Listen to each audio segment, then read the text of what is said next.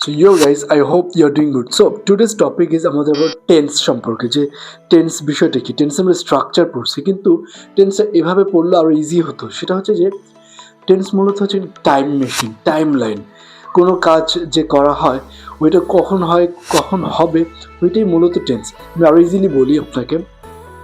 তাহলে আপনি শিক্ষাগত বিষয় নিয়ে যদি আমি বলি, শিক্ষাগত জীবন, আপনি স্কুলে পড়েছেন, এখন কলেজে পড়েন, আপনার স্বপ্ন হচ্ছে ভার্সিটি পড়া।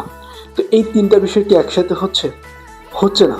বিকজ আপনি 2020 সালে, ফর এক্সাম্পল আপনি 2015 সালে স্কুলে পড়েছেন, এখন 2025 সালে আপনি কলেজে পড়েন, for example, don't take it seriously. তারপর 2028 সালে আপনি ভার্সিটি পড়বেন। একটা হচ্ছে যে একটা সময় করছেন, আরেকটা হচ্ছে এখন হচ্ছে, আরেকটা হচ্ছে ফিউচারে হবে। তো এই যে একটা কাল, এই একটা মানে ঘটনা ঘটার সময়, এটাই টেন্স। টেন্সটা মূলত ওই সঠিক তথ্য দেয়।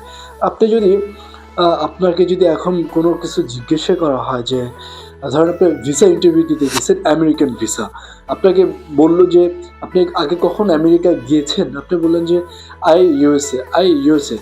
তো আই ইউএসএ দিয়ে কী বোঝায়?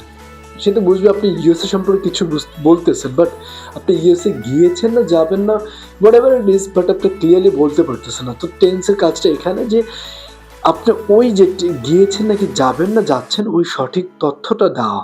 হ্যাঁ, তারপর স্ট্রাকচার আসে। সো টেন্স হচ্ছে একটা টাইম লাইন, যে কোনো ঘটনা একবার ঘটতে, তিনটা কালে একটা আমাদের কোনো ঘটনা ঘটতে পারে। একটা যেটা ঘটে গেছে, একটা যেটা ঘটতেছে বা ঘটে, আর একটা হচ্ছে ফিউচারে ঘটবে। সেই হচ্ছে